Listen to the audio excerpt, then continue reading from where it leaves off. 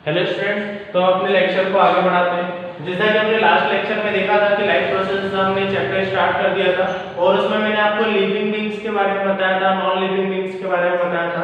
आज हम उसी चैप्टर को आगे कंटिन्यू करेंगे और लाइफ प्रोसेस चैप्टर में जो पहला टॉपिक है द प्रोसेस ऑफ लाइफ और उसके बाद जो हमारे टॉपिक्स है न्यूट्रिशन आज हम कवर करेंगे। ठीक है, सबसे पहले तो लाइफ प्रोसेस। अगर हम बात करते हैं लाइफ प्रोसेस की, तो लिविंग और नॉन लिविंग बीइंग्स में क्या क्या डिफरेंसेस होते हैं, तो ये मैं आपको पहले भी बता चुका हूँ। अभी की अगर हम बात करें तो उन्हीं डिफरेंसेस को कंटिन्यू करते हैं।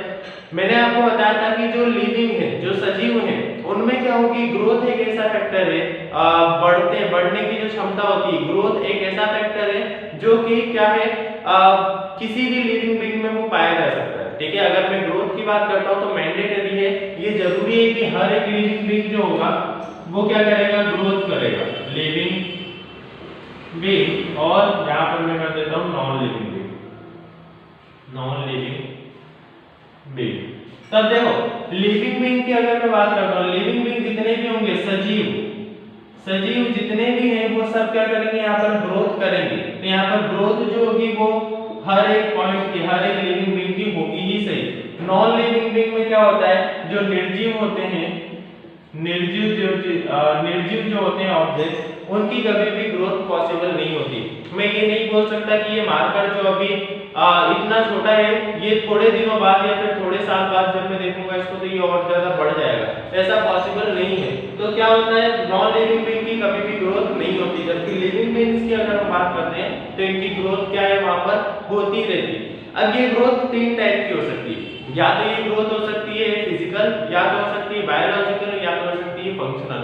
फिजिकल की अगर हम बात करते हैं, फिजिकल ग्रोथ कैसे, जैसे कि मेरी हाइट जब मैं छोटा था तो छोटी हाइट थी, उसके बाद जैसे जैसे एज बढ़ती गई वैसे वैसे मेरी ग्रोथ होती गई। मतलब फिजिकल जो आप देख पा रहे हो, इस तरीके से धीरे धीरे मैं बढ़ता गया, मेरी हाइट बढ़ती गई। तो हाइट का एक तरीके से फिजिकल अपीयरेंस है, मैं क्या कर सकता हूँ, देख सकता हूँ उसे, तो इसको हम क्या बोलेंगे, फिजिकल ग्रोथ। बायोलॉजिकल ग्रोथ की हम बात करते हैं तो रिप्रोडक्टिव जो ग्रोथ होती है, हमारे रिप्रोडक्शन करने की कैपेबिलिटी, ये सारी जो ग्रोथ होती है, हमारा डाइजेशन पहले बहुत कमजोर था, अब जो है एज के साथ साथ हमारा डाइजेशन प्रॉपर होता चला गया। तो इस टाइप के जो भी फैक्टर्स होते हैं ये क्या होते हैं, बायोलॉजिकल ग्रोथ।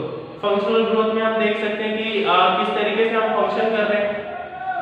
अगर यहाँ पर मैं फंक्शनल ग्रोथ की बात करता हूँ तो फंक्शनल ग्रोथ क्या हो सकती है कि हम किस तरीके से फंक्शन कर रहे हैं। मैं जब छोटी एज वाले बच्चे जो होते हैं वो बड़ी ऑब्जेक्ट्स को नहीं उठा पाते, लेकिन जो बड़ी एज वाले बच्चे होते हैं वो उनको आसानी से उठा लेते हैं। तो अगर मैं ग्रोथ की बात करता हूँ तो हमने यहाँ पर क्या देख ली, तीनों टाइप की ग्रोथ देख ली, फिजिकल हो सकती है, बायोलॉजिकल हो सकती है, या फिर क्या हो सकता है वहां पर फंक्शनल हो सकती है।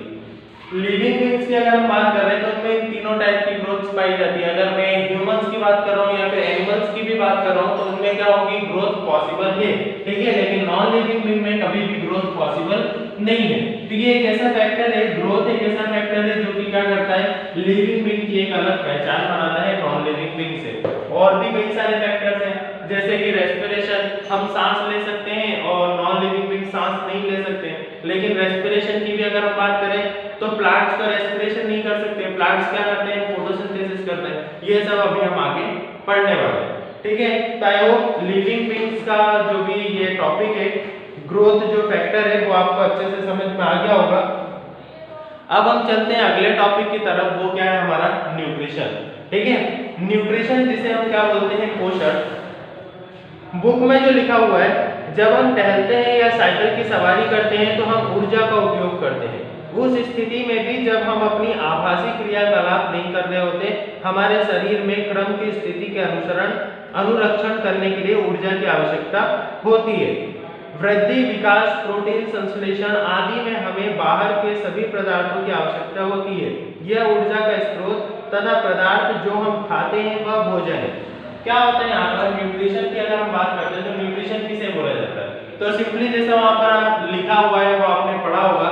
हम क्या बोल रहे हैं कि जो भी मैं काम कर रहा हूँ, मैं यहाँ पर खड़ा होकर लेक्चर दे रहा हूँ, ठीक है, मैं कुछ बोल रहा हूँ, वीडियो रिकॉर्डिंग कर रहा हूँ, या फिर हाथ के जो मूवमेंट्स कर रहा हूँ, इन सब में किसकी नीड हो रही है, मुझे एनर्जी की। एनर्जी यहाँ पर यूज हो रही है। अब ये एनर्जी यूज होती है अगर मैं कोई वर्क कर रहा हूँ और अगर नहीं कर रहा हूँ। ठीक है, मैं अगर कोई वर्क कर रहा हूँ तो भी एनर्जी यूज हो रही है, और अगर मैं नहीं कर बैठा हुआ हूँ सिर्फ और सिर्फ, तो भी उसमें क्या हो रही है, एनर्जी का यूटिलाइज हो रहा है, एनर्जी मतलब ऊर्जा उसमें यूज हो रही है। अब देखते हैं हम, अगर मैं खड़ा हूँ तो मैं एनर्जी किस तरीके से यूज कर रहा हूँ, तो मैं बोल रहा हूँ इसमें एनर्जी यूज कर रहा हूँ, मैं हाथ के मूवमेंट्स दे रहा हूँ इसमें एनर्जी यूज कर रहा हूँ, मैं मार्कर से अगर यहाँ पर कुछ लिख रहा हूँ तो उसमें भी एनर्जी में यूज कर रहा हूँ। अब अगर मैं खाली बैठा हुआ, मैं कुछ भी नहीं कर रहा, तो भी मैं एनर्जी यूज कर रहा हूँ। इसका एग्जांपल क्या होगा कि मान लो मैं खाली बैठा हुआ तो बैठने में मैंने एनर्जी यूज की है, ठीक है। मैं अगर कुछ सोच रहा हूँ तो उसमें भी कहीं ना कहीं एनर्जी यूज कर रहा हूँ, ठीक है। हाथ का कोई भी मूवमेंट कर रहा हूँ, मतलब मैं अपने आप को रोके हुए हूँ कुछ करने से, तो उसमें भी मैं क्या कर रहा हूँ, एनर्जी का यूज कर रहा हूँ। तो आपको पता है यहाँ पर एनर्जी हम हर एक फैक्ट में, हर एक अगर पॉइंट देख रहे हैं तो कहीं ना कहीं हम एनर्जी का यूज कर रहे होते हैं। अब ये एनर्जी हमें मिलती कहाँ से, तो ये एनर्जी हमें मिलती है न्यूट्रिशन। न्यूट्रिशन जो है बेसिकली हमें एनर्जी ही प्रोवाइड कर रहा है। क्या होते हैं, जो लिविंग बीइंग्स होते हैं उनके अलग अलग टाइप्स होते हैं। लिविंग बीइंग्स के अगर हम टाइप्स देखें तो ऐसे लिविंग बीइंग्स जो कि मूवमेंट कर सकते हैं और ऐसे लिविंग बीइंग्स जो कि मूवमेंट नहीं कर सकते, ठीक है। चलो ऑलरेडी बता देता हूं, ऐसे लिविंग बीइंग्स जो कि मूवमेंट कर रहे होते हैं, ऐसे लिविंग बीइंग्स जो कि मूवमेंट नहीं कर सकते। जो मूवमेंट नहीं कर सकते उनके एग्जांपल कौन है, प्लांट्स। जो मूवमेंट कर सकते हैं उनके एग्जांपल कौन है, एनिमल्स और ह्यूमंस, ठीक है। प्लांट्स की अगर हम बात करते हैं तो प्लांट्स को एनर्जी कहां से मिलती है, तो उन्हें जो एनर्जी मिलती है वो मिलती है फोटोसिंथेसिस प्रोसेस से, ठीक है, फोटोसिंथेसिस प्रोसेस से। अब ये तो फोटोसिंथेसिस समझ में नहीं आएगा कि क्या है, तो हम सिंपल वर्ड्स में अगर लिखना चाहूं तो मैं ऐसा भी लिख सकता हूं कि प्लांट्स हो या एनिमल्स हो, सबको एनर्जी मिलती है फूड से, ठीक है। हम खाना खाते हैं तो हमें एनर्जी मिलती है। अब खाना खाने से डायरेक्टली एनर्जी मिल जाती है क्या, नहीं।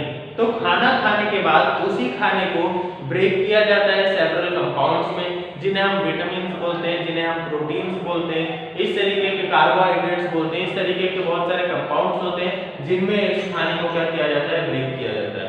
इस खाने को ब्रेक करके यही जो विटामिन्स, प्रोटीन्स, कार्बोहाइड्रेट जो कि हमारी शरीर को, हमारी ह्यूमन बॉडी को एनर्जी देते हैं, इन्हीं को क्या बोला जाता है, इसी को प्रोसेस को, फूड को एनर्जी में कन्वर्ट करने की प्रोसेस को ही क्या बोला जाता है, न्यूट्रिशन।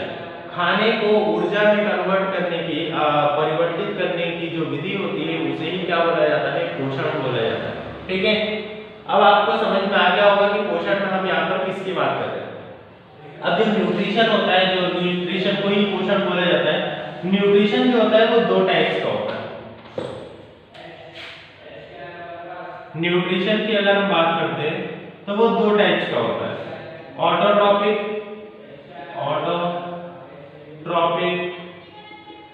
और हेटेरोट्रॉपिक।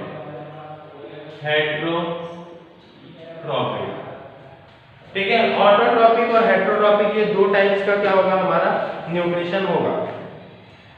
ऑटोट्रॉपिक को हम बोलते हैं स्वपोषी और हेटेरोट्रॉपिक को विषमपोषी। तो ये हो गया स्वपोषी और यहाँ पर क्या हो गया, विषमपोषी, ठीक है, स्वपोषी और विषमपोषी। तो ऑटोट्रॉपिक विषमपोषी को हम क्या बोलते हैं, हेटेरोट्रॉपिक। न्यूट्रिशन को हम क्या बोलते हैं, पोषण, ठीक है। आज मैं इन दोनों की डेफिनेशंस आपको क्लियर कर देता हूं, उसके बाद कल का जो लेक्चर होने वाला है उसमें हम देखेंगे कि किस तरीके से ऑटोट्रॉपिक न्यूट्रिशन होता है और किस तरीके से हेटेरोट्रॉपिक न्यूट्रिशन होता है। अब देखो, न्यूट्रिशन मैंने आपको बताया एक ऐसी विधि है, एक ऐसी प्रोसेस है जिसमें हम फूड को किस में कन्वर्ट करते हैं, एनर्जी में कन्वर्ट करते हैं, जिससे कि हम अपने डेली रूटीन्स कर पाए। पोषण एक ऐसी विधि है जिसमें हम खाने के खाद्य पदार्थों को किस में कन्वर्ट करते हैं, परिवर्तित करते हैं हम ऊर्जा में, ठीक है। इस प्रोसेस को क्या बोला जाता है, न्यूट्रिशन बोला जाता है। इसके बाद हम ऑटोट्रॉपिक, इसके जो दोनों टाइप्स हैं वो पढ़ते हैं। तो कुछ ऐसे ऑर्गेनिजम्स जो कि खुद पर डिपेंडेंट है खाने के लिए, उनको बोला जाता है ऑटोट्रॉपिक न्यूट्रिशन। ऐसे क्या बोल सकते हैं, ऐसे जीव जंतु या फिर ऐसे स्वजीवी जो कि अपने आप पर डिपेंडेंट है, खुद पर डिपेंडेंट है, किसके लिए, खाने के लिए, उन्हें क्या बोला जाता है, स्वपोषी। अब इन्हीं में पाए जाने वाले पोषण को हम क्या बोलते हैं? Autotrophic nutrition. इन्हीं में पाए जाने वाले पोषण को हम बोलते हैं स्वपोषी पोषण। ठीक है, इसका एग्जांपल कौन है? प्लांट्स। ठीक है, प्लांट्स किसका एग्जांपल है? ऑटोट्रॉपिक का। क्यों मैं ऐसा बोल रहा हूं? क्योंकि प्लांट्स ही एक ऐसा लिविंग बीइंग है, ऐसा सजीवी है जो कि क्या करता है? खुद पर डिपेंडेंट है या फिर नेचर पर डिपेंडेंट है खाने के लिए। ठीक है, प्लांट्स क्या करते हैं? किसी से कुछ मांगते हैं क्या? नहीं, नेचर उन्हें जो दे रहा है उसी से वो अपना खाना बनाते हैं, उसी से अपना न्यूट्रिशन की प्रोसेस को क्या करते हैं? आगे बढ़ाते हैं। इसलिए प्लांट्स क्या होंगे? ऑटोट्रॉपिक। प्लांट्स के अलावा और कोई भी नहीं है जो कि ऑटोट्रॉपिक है। प्लांट्स को एक प्रोड्यूसर बोला जाता है क्योंकि यही एक ऐसे लिविंग बीइंग्स हैं जो कि और किसी पर डिपेंडेंट नहीं होते खाने के लिए। बाकी हम हेटेरोट्रॉपिक पे बात करेंगे तो ऐसे लिविंग बीइंग्स जो कि दूसरों पर डिपेंडेंट है खाने के लिए, जिन्हें हम बोल सकते हैं human beings. Human beings. Human beings में क्यों बोल रहा हूं हम दूसरों पर डिपेंडेंट कैसे हैं? तो सिंपल सी बात है, ह्यूमन बीइंग्स की अगर मैं खुद की बात करता हूं तो हम किस पर डिपेंडेंट हैं? हम प्लांट्स पर डिपेंडेंट हैं। अगर प्लांट्स हमें जो क्रॉप्स होती हैं, फसलें नहीं होंगी, एग्रीकल्चर नहीं होगा तो हमें खाने के लिए कुछ नहीं मिलेगा। अगर मैं हार्बिवोरस हूं या कार्निवोरस हूं, मैं अगर शाकाहारी हूं तो भी मैं प्लांट्स पर और अदर इनऑर्गेनिक मटेरियल्स पर डिपेंडेंट हूं, और अगर मैं कार्निवोरस हूं तो भी मैं दूसरे एनिमल्स पर डिपेंडेंट हूं अपने खाने के लिए। मैं और किसी पर डिपेंडेंट हूं खाने के लिए, इसलिए क्या बोला जाएगा? विषमपोषी। हमारे अंदर पाए जाने वाले न्यूट्रिशन को हम क्या बोलते हैं? Heterotrophic nutrition. हमारे अंदर पाए जाने वाले पोषण को हम क्या बोलते हैं? विषमपोषी पोषण। प्लांट बेस्ट एग्जांपल है ऑटोट्रॉपिक न्यूट्रिशन का। अगर हम प्लांट्स की बात करते हैं तो वो किसी और पर डिपेंडेंट नहीं होते, वो खुद पर डिपेंडेंट होते हैं, वो नेचर पर डिपेंडेंट होते हैं अपने खाने के लिए। जबकि हेटेरोट्रॉपिक जो भी ऑर्गेनिजम्स होंगे वो सब किस पर डिपेंडेंट होंगे? किसी न किसी अदर पर डिपेंडेंट होंगे, खुद पर डिपेंडेंट नहीं होते। ठीक है, ये तो हमारे दोनों टाइप्स हो गए। ऑटोट्रॉपिक का एग्जांपल क्या हो गया? हमारा प्लांट्स हो गया। अब ऑटोट्रॉपिक में जो प्रोसेस होती है वो अलग होती है। अगर मैं प्लांट्स की बात करता हूं और अदर एनिमल्स की बात करता हूं तो वहां पर प्रोसेसेस जो होती है वो अलग-अलग होती है। न्यूट्रिशन मैंने क्या बोला कि फूड मटेरियल को, खाने का जो सामान होता है उसे हम इसमें कन्वर्ट करते हैं एनर्जी में, मतलब ऊर्जा में। तो इसके लिए हमें प्रोसेस चाहिए होती है। हम कैसे एनर्जी बनाएंगे? तो जो भी एनर्जी न्यूट्रिशन की जो प्रोसेस होगी ऑटोट्रॉपिक में वो बिल्कुल अलग होती है। उसके एग्जांपल होता है फोटोसिंथेसिस। फोटोसिंथेसिस किसका एग्जांपल है? ऑटोट्रॉपिक न्यूट्रिशन का एग्जांपल। ठीक है, इसके बारे में हम कल पढ़ेंगे। हेटेरोट्रॉपिक की हम बात करते हैं तो इसका एग्जांपल क्या है? तो मैं यहां पर लिख देता हूं रेस्पिरेशन। ठीक है, रेस्पिरेशन किसका एग्जांपल है? हेटेरोट्रॉपिक न्यूट्रिशन का। जितने भी ऑटोट्रॉपिक ऑर्गेनिजम्स होंगे वो सब किस पर डिपेंडेंट होंगे? फोटोसिंथेसिस पर। वो सब क्या करेंगे? फोटोसिंथेसिस करेंगे न्यूट्रिशन के लिए। वही हम बात कर रहे हैं हेटेरोट्रॉपिक की, तो हेटेरोट्रॉपिक में जितने भी ऑर्गेनिजम्स होंगे वो सब किस पर डिपेंडेंट होंगे? रेस्पिरेशन पर। अगर रेस्पिरेशन की प्रोसेस नहीं होगी तो वो अपना खाना या फिर एनर्जी उससे गेन नहीं कर सकते, न्यूट्रिशन इसमें पॉसिबल नहीं है। तो इसमें न्यूट्रिशन की प्रोसेस होती है फोटोसिंथेसिस, हेटेरोट्रॉपिक में न्यूट्रिशन की प्रोसेस होती है रेस्पिरेशन। ठीक है, ये हम लेक्चर यहीं पे स्टॉप करते हैं। हम अगले लेक्चर में पढ़ेंगे कि ऑटोट्रॉपिक न्यूट्रिशन में किस तरीके से प्लांट्स और फोटोसिंथेसिस ये सब वर्क करते हैं, फोटोसिंथेसिस की पूरी प्रोसेस क्या होती है। फोटोसिंथेसिस एक बहुत इंपॉर्टेंट टॉपिक है, तो हम उसके बारे में भी कल पढ़ेंगे। ठीक है, आज का लेक्चर यहीं पे खत्म करते हैं। Thank you.